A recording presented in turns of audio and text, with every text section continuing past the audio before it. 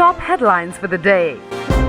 The much-awaited 60th Filmfare Awards is going to be held at Yash Raj Film Studios, and most of our B-Town bigwigs, including Arjun Kapoor, Priyanka Chopra, Varun Dhawan and Alia Bhatt will walk the red carpet. But besides them, who will stand out the most? Well, they are none other than Katrina Kaif lovers. No, wait, we are not talking about their fans, in fact boyfriends. Yes, Ranbir Kapoor and Salman Khan. For the rarest of times, the duo will be seen coming together for Filmfare Award shows. Can you believe it? In fact, what's even more surprising is that the two have also rehearsed for their performances together around the same time yesterday. We wonder what will happen when Ranbir, Katrina and Salman will meet at the red carpet.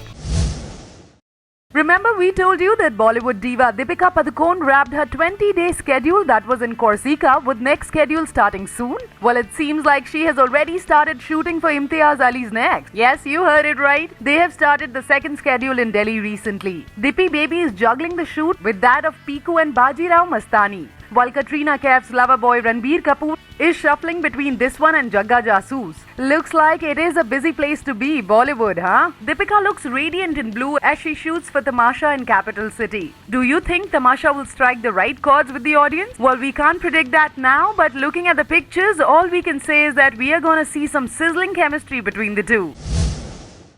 With the reality show Bigg Boss 8 extending to Halla Bol, there have been many ups and downs, and the Janta and contestants have been through it all. Aren't we waiting for this one day to get over and then to see the winner? The contestants, however, seem to be in a relaxed mood and are actually in a party mood. How else does one explain all the kida that Gautam is doing with his hair? With his body already ship-shaped, Gautam has proved one can lose weight and stay fit even in a show like Bigg Boss 8.